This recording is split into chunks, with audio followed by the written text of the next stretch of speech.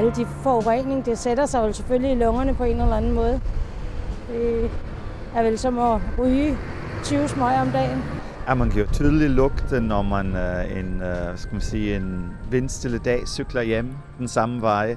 Så kan man tydeligt mærke, når man kommer derhen, hvor der er mange biler, hvor det stinker. Man ved, at børn, der vokser op i byerne, de er for flere lungesygdomme osv. end børn, der vokser op på landet, så selvfølgelig påvirker det også. Og der må være en forholdsvis stor mængde bilos, der bliver lukket ud dagligt. Og man kan jo ikke undgå at indånde en del giftige stoffer, når man cykler rundt på sin cykel. Der er biler i byerne. Det bliver man altså nødt til at tage højde for. Det er ikke kun cykler, der er her, så der er nødt til at være plads til begge dele. 100.000 af biler passerer dagligt igennem Københavns vejnet. Det påvirker alle københavnere. Det påvirker de mennesker, der bor ved selve vejene, omkring forurening og omkring støj. Det påvirker de cyklister, der passerer vejene. Det påvirker fodgængere, og ovenikøbet påvirker det også med rent forureningsmæssigt de personer, der sidder i bilerne. Den her udsendelse vil sætte fokus på forureningen og støj i København og specielt på Nørrebro. Helt grundlæggende er det jo et problem, at der er så meget biltrafik, som der er. Det er ikke alene københavnerne selv, som lader sig transportere frem og tilbage, men det er jo lige så høj grad trafik, der kommer udefra og skal ind enten gennem København eller ind til København, som er problemstillingen. Og så ikke mindst selvfølgelig den udledning, der er af partikler fra den trafik. Byen er simpelthen ved at drukne i biltrafik. Det giver bilos, det giver små dræberpartikler, det giver CO2-udslip. Vi skal have omlagt vores trafiksystem, så vi kan opfylde 2 formål. For det første skal vi ikke forurene så meget, og for det andet så skal vi jo have en by, hvor man kan komme rundt. Det kan man ikke i dag. I dag holder bilerne i kø. Vi spilder 11 milliarder kroner om året i tabte arbejdstimer, fordi folk sidder i deres bil i en bilkø. Og det problem kan vi jo ikke løse ved bare at bygge flere veje. Vi kan jo ikke jævne hele middelalderbyen med jorden og lægge asfalt ud. Så er der heller ikke noget at køre herind for. Så derfor bliver vi nødt til at tænke lidt mere smart og intelligent. Hovedproblemet er sådan set 2 ting, kan man sige. Det ene, det er støjen, og det er et meget stort problem på Nørrebro også. Der er der over 50% af gaderne, der faktisk ikke kan opfylde den vejledende grænseværdi for støjforurening. Og en stor del af de bygninger, der er, de vil simpelthen ikke kunne opføres i dag, fordi de ligger på arealer, hvor det støjer så meget, at man ikke må opføre nye bygninger der. Men nu er det der jo. Så en ting er støjforureningen, det er selvfølgelig et stort problem. Så er der luftforureningen, det er den anden store issue. For som du siger, vi har nogle meget store veje, der skal igennem Nørrebro. Og der har man særligt partikelforurening, der er et reelt problem. Og så har man forurening med en sundhedsskadelig gas, kvælstofdioxid. Så man har nogle væsentlige problemer der. Så det er nok de 2 hovedproblemer. Derudover er der selvfølgelig det visuelle og alle de her andre ting. Men det er de 2 hovedproblemer ved trafikken på Nørrebro. Problemet for os, det er altså ikke at finde ud af, at der er et problem, for det ved vi udmærket godt her på Tagensvej, og vi ved også, bor jeg jo selv omkring runddelen, altså den er jo for lang tid siden udråbt som det mest forurenede, partikelforurenede område overhovedet i Danmark, altså runddelen ved krydset mellem Jagtvej og Nørrebrogade. Det tror jeg da ikke, der er nogen ændringer på, uanset hvad der er blevet sagt i mange år omkring det her problem. Og så har vi jo, når vi holder fast i Nørrebro, så har vi jo på den anden side Ågade, så vi har jo 3 store problemer, kan man så sige, hvor de 2 af dem ligger sådan i yderkanten af Nørrebro, men også Nørrebrogade Jagtvej ligger jo midt inde i centrum af Nørrebro. Så, og det gælder, udover når vi snakker om partikelforurening, men det så gælder jo altså også den almindelige forurening, og det gælder jo ikke mindst støjen og støjproblemerne.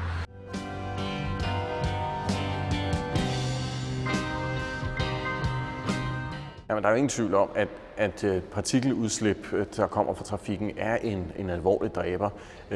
Og jeg tror, der er mange, der ligesom jeg har astma og dermed også lider med de trafikale forhold, der er i København. Der er sket en reduktion. Selvfølgelig er der det på partikuludslippet, men slet ikke nok til, at vi kan imødegå de store sundhedsproblemer, der er. Jeg vil lade eksperter om at vurdere, hvor store de problemer er, men det er ganske alvorlige sundhedsproblemer, og det er mange milliarder kroner, vi faktisk kunne spare på det lange sigt i sundhedsvæsenet, hvis det var sådan, at vi kunne slippe for noget af det her meget partikelforurening. Alle de ultrafine partikler fra dieselmotorer, dem inhalerer vi, Vi inhalerer bare, som vi står her, over 10 millioner partikler per åndedræt. Og det er selvfølgelig ikke sundt. Der er tale om ultrafine partikler, og det vil sige, at de ryger ud i alveolerne, som er de yderste forgreninger af lungerne, hvor de deponeres.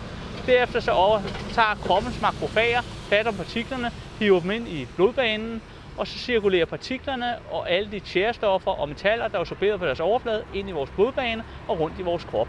Så sådan bliver det til et direkte sundhedsproblem.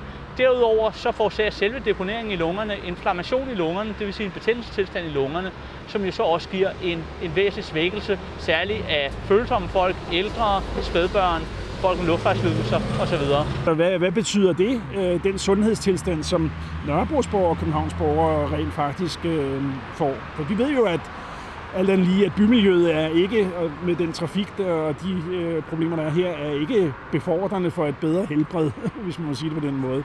Så den der sådan samlede samfundsøkonomiske gevinst, det regnestykke er jeg slet ikke i tvivl om, ville gå op, hvis man turde at tage det politiske initiativ til at få løst problemerne. Og det prøver vi selvfølgelig også at sparke i gang med det, vi kan på Nørrebro lokale side. København, der har Institut for Folkesundhed lavet et estimat, der hedder, at antallet af for tidlige dødsfald på grund af ultrafine partikler, det er ca. 500 for tidlige dødsfald årligt.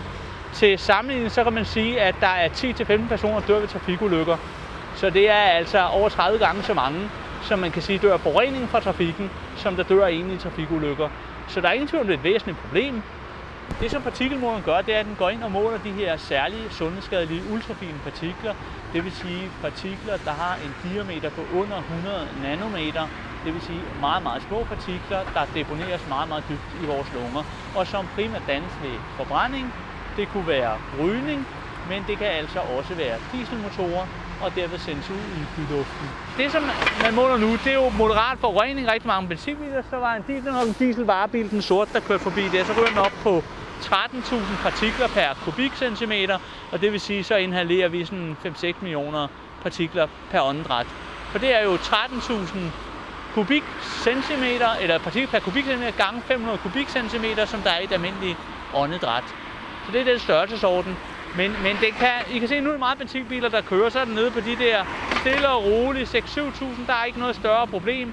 Så kommer der med lastbiler, der er ikke noget i vejen for, at den kan ryge op på 100.000, når de ikke har partikelfilter på.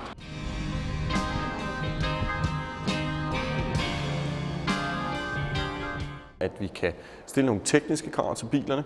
Det kan vi både gøre fra europæisk niveau, altså på producentniveau, men vi kan altså også gøre det i Danmark på folketingsniveau. Hvis vi starter med partikelforureningen, så findes der i dag det, man kalder lukkede partikelfiltre. Dem skal alle tunge køretøjer have på i miljøzonerne, hvis de er fra før 2006 vel at mærke. Og de har en effektivitet på minimum 80%. Mange af dem, vi måler på, har en på over 95%. Så det reducerer virkelig problemet. Dertil kommer, som du selv siger, hvad så med dieselvarebiler, taxier og dieselpersonbiler, der jo er steget ekstremt de sidste 10 års tid. Se, der er overhovedet ikke nogen krav til de dieselkøretøjer, de lette dieselkøretøjer, som vi kalder dem, og det er selvfølgelig et stort problem. Varebiler er absolut den dominerende kilde til partikelforurening, alligevel er overhovedet en krav til dem. Det har været foreslået i Folketingssalen. Man har nemlig krav til lette køretøjer i Berlin blandt andet. Det har været foreslået i Folketingssalen, at man skulle stille krav til lette dieselkøretøjer i København. Det er desværre blevet nedstemt af et folketingsflertal, og det er selvfølgelig rigtig ærgerligt. Når så snart kvælstofoxider, så har man en katalysator til de tunge dieselkøretøjer, og hvis du påmonterer, det hedder en SR-katalysator, påmonterer du den på tunge køretøjer, så vil du få en reduktion af kvælstofilterne, og derved også kvælstofdioxiden med ca. 80% i udstødningsgassen. Så det er meget effektivt. Med hensyn til de lette køretøjer, der er alene, hvis man lavede miljøzoner i forhold til dem, man har i Berlin nu, til de lette køretøjer, så vil det også hjælpe betydeligt på kvælstofoxiderne. For mange af de ældste køretøjer vil blive udskiftet. Det gælder sådan set også benzinbiler i denne her sammenhæng. Vi har faktisk ca. 7,5% benzinbiler i København, der fra før katalysatorkravet blev indført først i 90'erne. Og de forurener selvfølgelig rigtig meget, og de ville også blive skiftet ud, hvis vi indførte miljøzoner efter tysk forbillede. En zone, hvor der er sat skrappe krav til den forurening, som må komme fra bilerne. Og det vil sige, at det er en zone, hvor man, hvis man er lastbil, skal have et filter på. Og der er vi også igen uenige med regeringen, fordi vi vil gerne skærpe kravene til miljøzoner. Vi vil også gerne have, at det gælder varebiler til almindelige kørekort osv. osv. Det kan vi desværre ikke få lov til. Men altså, vi har jo oplevet nu igennem flere år, at vi hele tiden er dem, der må prøve at trække udviklingen fremad, og regeringen holder igen. De vil ikke rigtig være med til de her fremtidssikrede løsninger. Jeg forstår det ikke, men den situation er vi endt i. Masser af ting, hvor vi har et bredt flertal her på Rådhuset, trængselsafgifter, miljøzoner, også hele vores energiforsyning, hvor vi gerne vil stille skrappere krav, så vi ikke fyrer så meget kul og CO2 op i luften. Der er regeringen, der gør de modstand. De vil ikke give os lov til det, selvom vi har et flertal her på Rådhuset.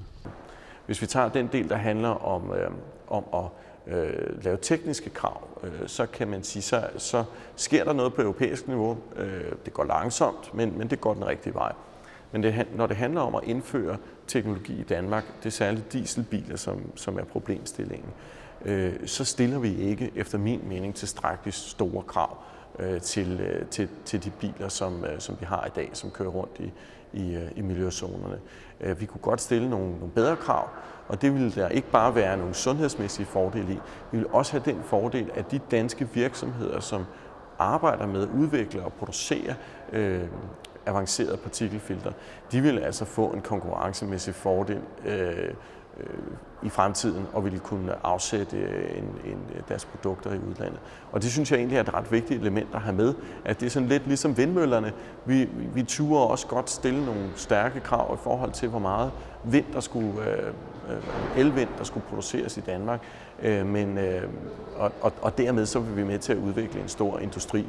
Det er lidt det samme, vi kan gøre i forhold til partikelfilterne. Der er et par danske producenter, som er meget langt, men de mangler ganske enkelt et hjemmemarked for at kunne komme ordentligt i gang. Altså på Nørrebro, hele trafiksaneringen af Nørrebrogade er jo en stor succes. Den viser, at antallet af cyklister er steget fra 30.000 til 36.000 ved Dronning Louises Bro. Antallet af biler, der var målet, at det skulle falde med 40%, fordi det var 40%, der var gennemkørende, som ikke havde noget ærne på Nørrebro af bilisterne. Det er nu faldet med 40%. Buspassagererne, de kommer hurtigere frem. Vi har også regnet ud, at buspassagererne sparer 100.000 timer i bustransport hen ad Nørrebrogade. Så det er en kæmpe succes. Og den slags ting skal vi jo lave flere af andre steder i byen. Vores mulighed på Nørrebro er selvfølgelig den her sådan balancegang med at sige, jamen vi er en del af storbyen, vi repræsenterer de 72.000 mennesker af de godt 520.000 mennesker, der bor i København. Men mange af dem, der kommer til og fra København, kører igennem og omkring Nørrebro, ikke? Og det er jo den adfærdsregulering, vi må bede borgerorganisationen og selvfølgelig også Folketinget og regeringen om at holde fast i, som noget, der i dybest set ikke behøver at være omkostningskrævende for samfundet på anden måde, end at det er en omlægning af nogle afgifter. Det er at holde fast i, hvad vi gerne vil med nogle miljømål, ikke? Og her må man jo sige, vi snakker så mange andre ting omkring, hvad helbred betyder, og sundheds, hvad man skal tage sig i jagt for osv. Og her er dybest set noget, man meget enkelt kunne gøre noget ved, og som ikke nødvendigvis vil være dyrere.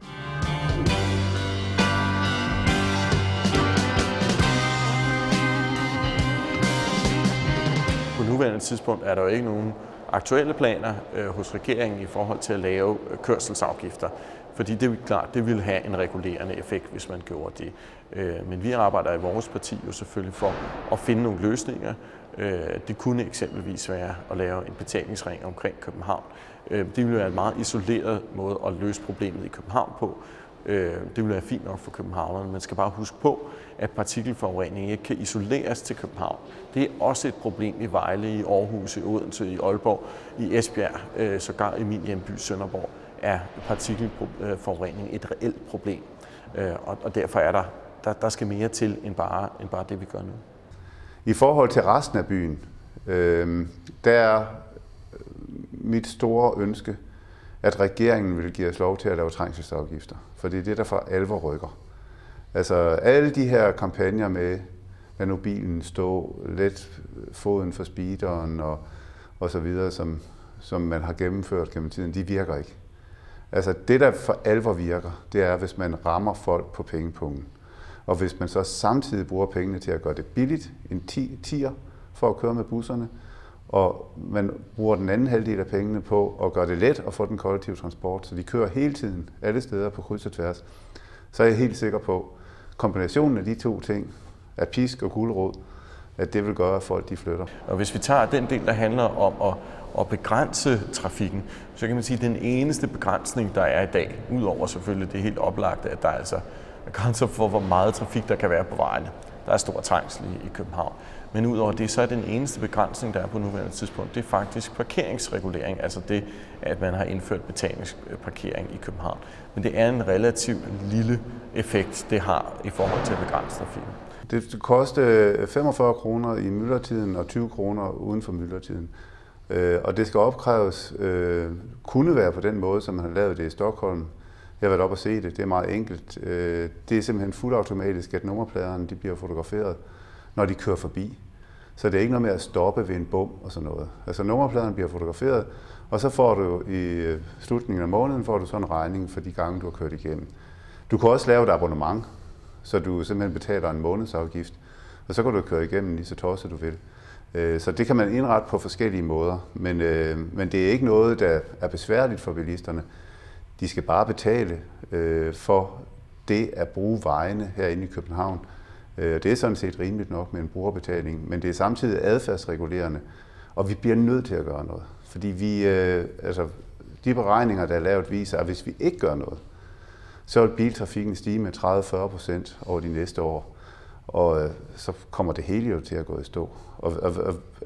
Så ud over, at vi gerne vil gøre det her af miljømæssige grunde, fordi vi ikke vil have de små dræberpartikler. Der er flere hundrede mennesker, der dør ekstra hvert år på grund af de små partikler fra bilerne.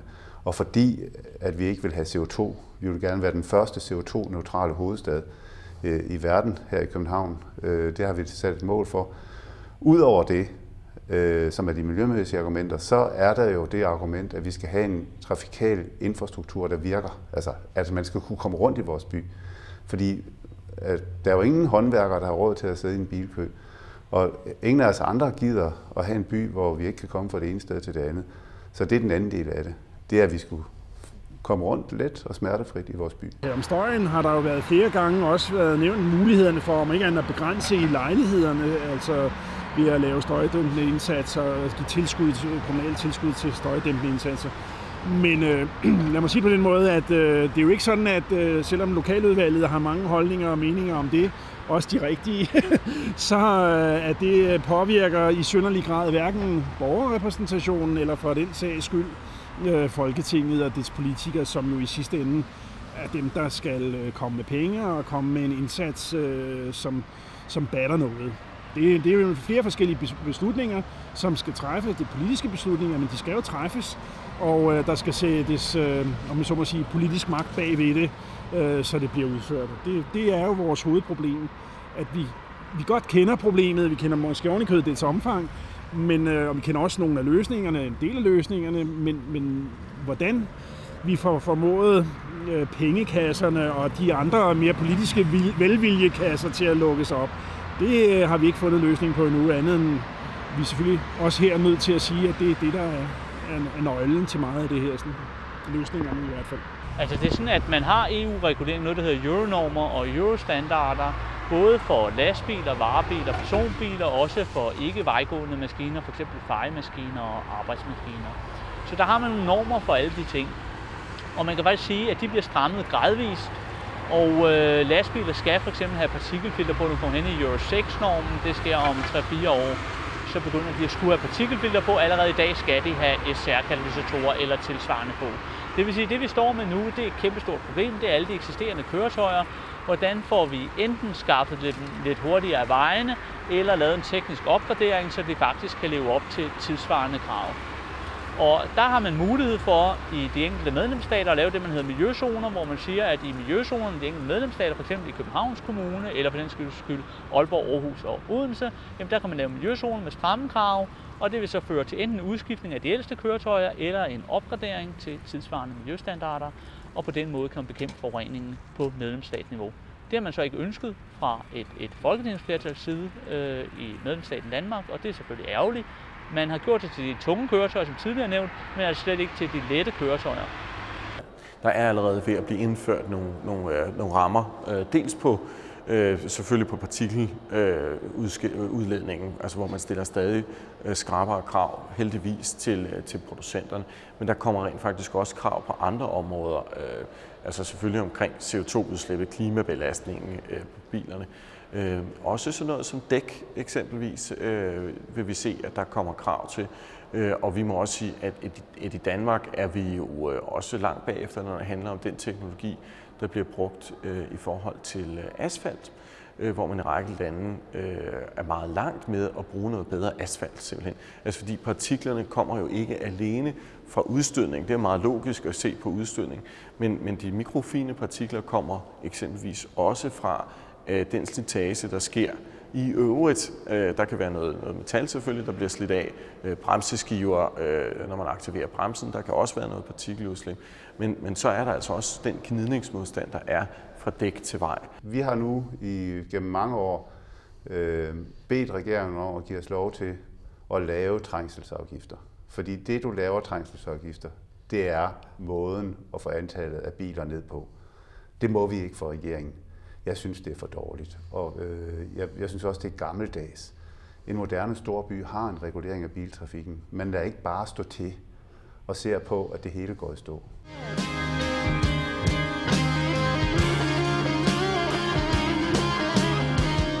Efter mine idéer, jamen, så skulle der vel ledes mere trafik uden omkring centrum, som forholdsvis skulle gøres mere nemmere adgang for cyklister.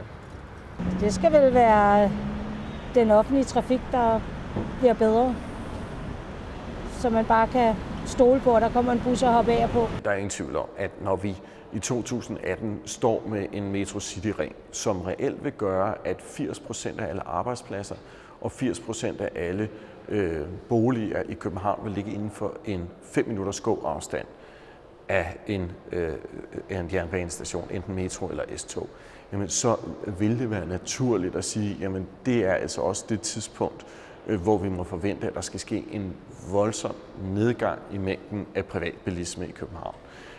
Det må simpelthen være en målsætning. Og hvordan vi så opnår det synes jeg så skal være en tæt dialog mellem os på Christiansborg og vores kolleger på både Københavns Rådhus og Frederiksberg Rådhus.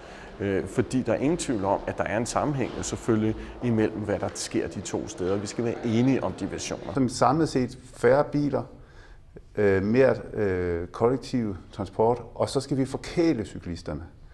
En cykel larmer ikke, den forurener ikke, den fylder næsten ikke noget, og så er det sundhedsfremmende i sig selv at cykle.